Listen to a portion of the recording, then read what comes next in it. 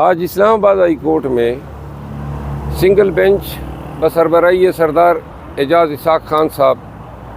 کے روبرو جیل حکام ایڈوکیٹ جنرل آفس اور ہماری بحث ہوئی۔ 2-3 معاملات تھے۔ ایک معاملہ تو خان صاحب کے ساتھ ملاقاتوں پہ پابندی، جس کو بعد بینچ نمبر 7 نے جو ہے وہ انڈو کر دی تھی، لیکن اس کے باوجود ان لوگوں کے جن کے نام جو ہیں ہائی کورٹ نے اپروو کیے تھے کہ ان کی ملاقات خان صاحب سے کرا دی جائے، ان میں سے بہت سو کی ملاقاتیں ابھی تک نہیں ہوئی ہے۔ تو اس میں ہم نے تبیین عدالت کی درخواست دی۔ دوسری، اسی آنریبل بینچ نے ڈائریکشن دی تھی کہ جہاں پہ فزیکل ملاقات کوئی تھریٹ الرٹ کی وجہ سے ممکن نہ ہو تو آپ ان کی سائبر لنک کے ذریعے، ویڈیو کانفرنسنگ کے ذریعے ان کی ملاقات کرائیں، اور وہ بھی انہوں نے تعمیل نہیں کی، بلکہ آج تحریری طور پہ جیل سپرڈنٹ کی طرف سے جو جواب جمع کیا گیا اس میں یہ بتایا گیا کہ جیل مینیول میں ایسا کوئی قانون ہی نہیں ہے، کوئی رول ہی نہیں ہے جو ویڈیو کانفرنسنگ کی اجازت دیں، جس پہ فاضل جج صاحب نے حیرت کا اظہار کیا جب ان کے نوٹس میں ہم یہ لے آئے کہ اس دن تو مریم نواز صاحبہ جو ہیں کوٹ لکھپت جیل میں بڑے فخر سے کہہ رہی تھی کہ میں نے ویڈیو کانفرنسنگ کے ذریعے ملاقاتوں کی اجازت دے دی ہے، اور وہاں پہ باقاعدہ ویڈیو اسکرین بھی دکھائی گئی۔ تو جج صاحب جو ہیں اس کو بھی ان کی معاملات کا نوٹس تھا، تو انہوں نے کہا کہ آیا کوٹ لکھپت جیل کے لیے علیحدہ قانون ہے، وہ بھی پنجاب میں ہیں، اور اڈیالہ جیل بھی پنجاب میں ہے، تو ایک شخص کے لیے جو ہے ملاقاتوں سے آپ ان کو روکنے کے لیے آپ نے اب یہ کہہ دیا کہ جی وہ ویڈیو لنکنگ جو فیسیلیٹی ہے وہ کوئی رول اس کو کیٹر ہی نہیں کرتا ہے، جس پہ انہوں نے جو ہے ایڈوکیٹ جنرل سے وضاحت طلب کی ہے۔ ساتھ میں جج صاحب نے جو ہے ہدایت دی ہے کہ جو احکامات ہوئے ہیں ملاقاتوں کی ان پہ تعمیل جو ہے ممکن بنائی جائے۔ آج عدالت میں ایک ایکیڈیمک ڈسکشن ہوئی کہ عدالتوں کے احکامات جو ہیں ان کی بے توقیری ہو رہی ہے، اور اب جس پہ فاضل جج صاحب نے جو ہے کمنٹ دیے کہ کاش 200 سول سرونٹ اگر یہ متفقہ طور پہ حلفاً یہ اقرار کر لیں کہ اب ہم نے کسی غیر قانونی حکم کو نہ ماننا ہے نہ اس پہ عمل درآمد کرنا ہے، تو شاید بہت ساری چیزیں ٹھیک ہو جائے گی۔ جس پہ میں نے گزارش کی کہ جو ملک میں طوائف الملوکی مچی ہیں اس کی واحد ریزن یہی ہے کہ اب پہلے سول جج صاحب کے احکامات کو بھی کوئی جرت نہیں کرتا تھا، اب تو ہائی کورٹ اور سپریم کورٹ کے احکامات کی پامالی جو ہیں وہ روزمرہ کا معمول بن گئی ہے، اور اس وجہ سے پیشہ وکالت سے وابستہ اور قانون کے پیشے سے وابستہ تمام لوگ حیران اور پریشان ہیں کہ ملک میں کیا ہو رہا ہے کہ جہاں ہائی کورٹ کے احکامات جو ہیں یہ ایک بار نہیں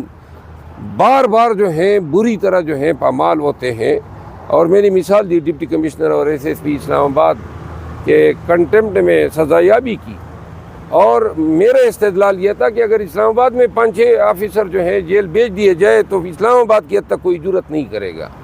اور میرا خیال ہے کہ ملک کی تمام آئینی عدالتوں کو سوچنا چاہیے۔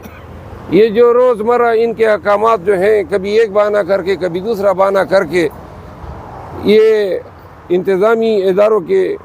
لوگ یا افسران پامال کر رہے ہیں، اس کا واحد علاج یہ ہے کہ جو توہین عدالت کا جو قانون ہے اب اس کا بے دریغ استعمال ہونا چاہیے۔ جو بھی توہین عدالت کریں ان حالات میں بہت ضروری ہے، اشد ضرورت ہے، اگر عدالتوں نے اپنی عزت اور اپنی وقار، اپنی میجسٹی آف جسٹس کو برقرار رکھنا ہے اور ایزرٹ کرنا ہے، تو پھر معمولی سے معمولی حکم عدولی کو بھی اب نظر انداز نہیں کرنا چاہیے، کیونکہ حکم عدولیاں اتنی ہو گئی ہے کہ ان حکم عدولیوں کے بوجھ تلے عدالتوں کا وقار ہی ختم ہو گیا ہے۔ تو آج کارروائی جو ہیں اس میں میں نے یہ بھی چیلنج کیا ہے، ایک علیحدہ ریٹ پٹیشن جو میں نے اپنے نام سے دائر کی ہے، جو 265 رول ہے پاکستان پریزن رول 1978 کا، جس کے ذریعے سیاسی ڈسکشن پہ جیل میں قدغن ہے۔ یہ 1818 میں ایک قانون بنا تھا انگریز کے دور میں، اس سے یہ مستعار لیا گیا ہے۔ تو اس پہ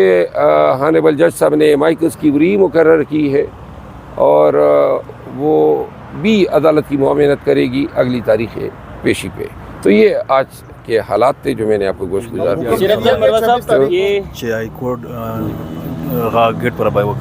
اچھا, میں نے ایک اور چیز عدالت کے نوٹس میں دی. جب سے یہ عدالت میں ہم نے یہ کہا کہ وکلاء جو ہیں, جو خان صاحب کے وکلاء ہیں, وہاں پہلے ہم جاتے تھے تو گھنٹوں ہمیں انتظار کرنا پڑتا تھا, اور انتظار کے لیے کوئی کمرہ, کوئی کرسی بھی نہیں ہوتی تھی. تو جس پہ فاضل جج صاحب نے حکم دیا تھا کہ ڈگنیٹی آف مین جو ہیں وہ آئینی ایک بنیادی حق ہے, تو وکلاء کو ایک ڈیسنٹ ویٹنگ ایریا دینے کے لیے احکامات دیے تھے. تو میں نے عدالت کو آگاہ کیا کہ اب اس کا نتیجہ یہ نکلا کہ اب ہمیں 1.5 کلومیٹر پہلے اپنی گاڑیوں سے اتار دیا جاتا ہے. اس روڈ پہ, جس روڈ پہ گدا گاڑی چلتی ہے, موٹر سائیکل سوار, ٹریکٹر, ٹرالیاں, بسیں, سب کچھ, سب لوگ جا سکتے ہیں, لیکن خان کے وکلاء کو اتارا جاتا ہے. ہمیں اپنی گاڑیوں سے اتار کے 1.5 کلومیٹر اس رمضان میں ہم پیدل جاتے ہیں, پھر ملاقات کے بعد پھر اپنی گاڑیوں کے پاس واپس 1.5 کلومیٹر آتے ہیں. تو لہٰذا جس پہ جج صاحب نے اس کا بھی نوٹس لیا اور اس حوالے سے بھی وضاحت طلب کی ہے. شریف افضل مروا صاحب, سوال میرا یہ ہے کہ آپ نے جو سپریم کورٹ میں پٹیشن دائر کی ہے, اس میں آپ کیا کہتے ہیں کہ چیف جسٹس قاضی فائزہ صاحب کو اس بینچ کا حصہ ہونا چاہیے یا نہیں ہونا چاہیے؟ کیونکہ رات کو حامد علی خان نے شاہ زیب خانزادہ کے پروگرام میں کہا ہے کہ اگر چیف جسٹس قاضی فائزہ صاحب اس بینچ کا حصہ ہوں تو ہمیں کوئی اعتراض نہیں ہوگا. آپ کا کیا اس پر رائے ہے؟ حامد علی خان کون ہے؟ حامد خان صاحب. اچھا, دیکھیں وہ میں نے تو اپنی ریٹ پٹیشن میں ایسی کوئی بات نہیں لکھی ہے جس کا آپ ذکر کر رہے ہیں, لیکن ہمارا استدلال یہ رہا ہے کہ سپریم کورٹ کے ایک 5 ممبر بینچ نے 2021 میں ایک حکم نامہ صادر کیا تھا, ایک کانسٹیٹیوشن ایک پٹیشن میں CMA 490, اور اس میں پیرا نمبر 6 ہے. اس میں بینچ نے یہ کہا تھا کہ PTI یا عمران خان سے وابستہ کیسز سے متعلقہ جتنے بھی کیسز ہیں ان میں محترم چیف جسٹس صاحب کو, جو موجودہ چیف جسٹس صاحب ہیں, ان کو نہیں بیٹھنا چاہیے.